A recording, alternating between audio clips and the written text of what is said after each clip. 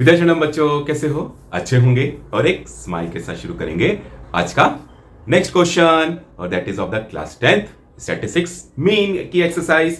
और क्वेश्चन पढ़ेंगे पहले। तो क्वेश्चन क्या कहता है? To find out the concentration of SO2 in the air in parts per million, that is ppm, the data was collected for 30 localities in a certain city and is presented below. Find the mean concentration of SO2 in the air. Correct? Question तो वही, table हमारी ready होनी चाहिए। So before I proceed, आपको क्या करना है? पहले खुद ट्राई करना है। क्या क्या करेंगे? सबसे पहले कंटिन्यूअस है, टेबल में कंटिन्यूअस दिख गई आपको, परफेक्टली कंटिन्यूअस है। आपको मीन वैल्यू से आपको सॉल्व नहीं करना, डायरेक्टली आपको क्या निकालना है? एक्सआई, एक्सआई के बाद क्या निकालना है? डीआई, और डीआई के बाद क्या निकालना है? यूआई। करेक्ट? तो सबसे पहले आप वीडियो को पॉज करिए और अपनी टेबल को रेडी करिए। ओके, जब तक मैं भी मीनवाइल अपनी टेबल को रेडी करता हूं, आप भी अपने टेबल को रेडी करिए। ठीक है? तो सबसे पहले हमारा होता है class mark, that is known as x i. So that comes to class mark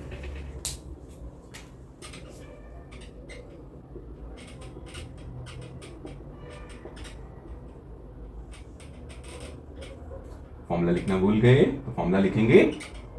clear? यहां पे इसलिए फॉर्मूला लिख के रखता हूं बच्चों कि आप लोगों को, कई बच्चों का ये रहता है कि ये फॉर्मूला जनरली हम लोग मिस कर देते हैं। सो हमारे को मिस ना हो बच्चों से, तो इसलिए मैं ये फॉर्मूले को हमेशा इंसिस्ट करता हूं कि ये लिखना है। तो इसके बाद हम लोग क्या लिखते हैं? एच। सो एच कितना हो गया?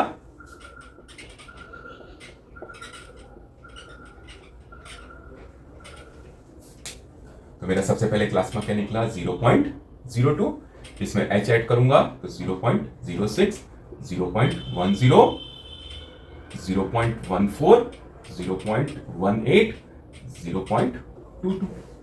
इट्स सो इजी है ना बच्चा? सोलो। नेक्स्ट इज हमारा आता है DI equals to XI minus A.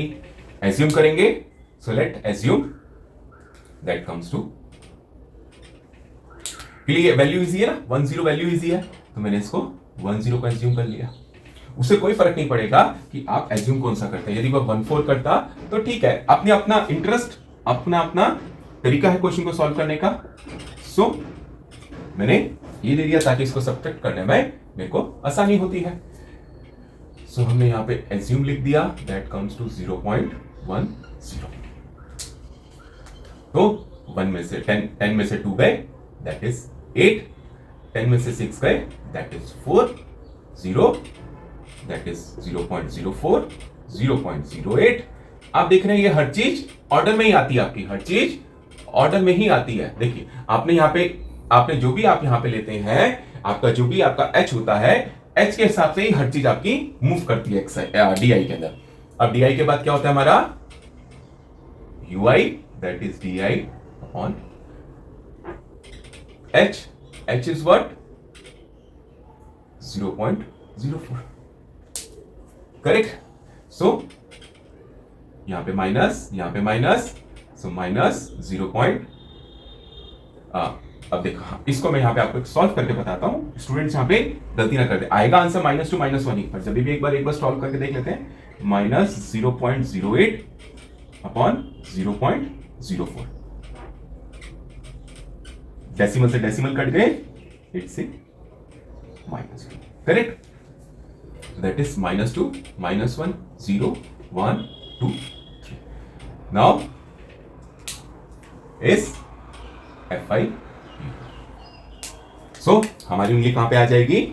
Frequency पे चली जाएगी हमारी उंगली, दैट इज -8, -9, 0, 2, 8, 6।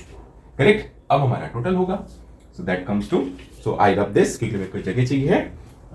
ठीक है? तो I rub this so that I can solve it further.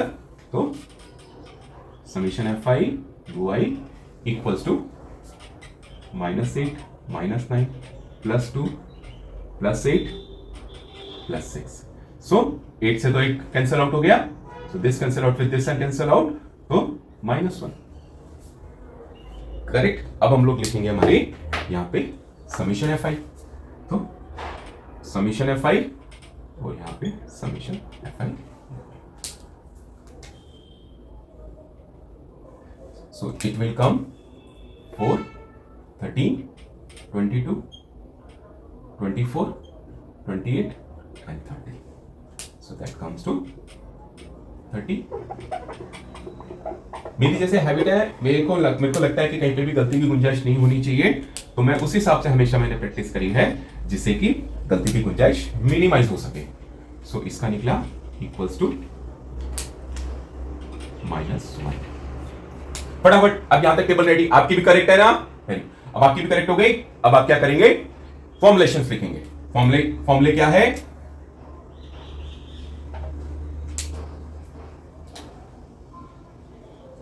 summation f5 uy upon summation f5 into h plus a.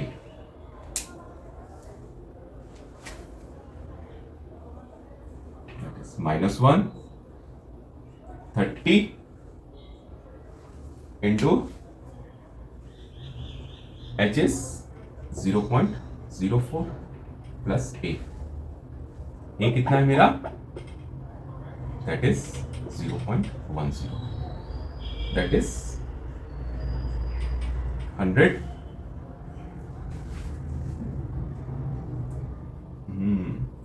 ये थोड़ा सा क्वेश्चन में आपको है.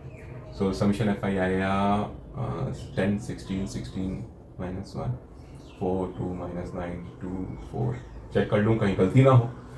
अगले क्वेश्चन स्टैटिस्टिक्स को दोबारा करने से अच्छा है कि क्रॉस चेक कर लिया जाए हर बार. So that comes to -4 upon 3000 plus 10 upon 100. So that comes to -4 upon 3000 plus 30 upon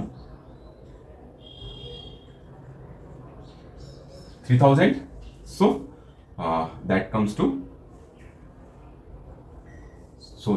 to equals to -4 plus 300 upon 3000. So that comes to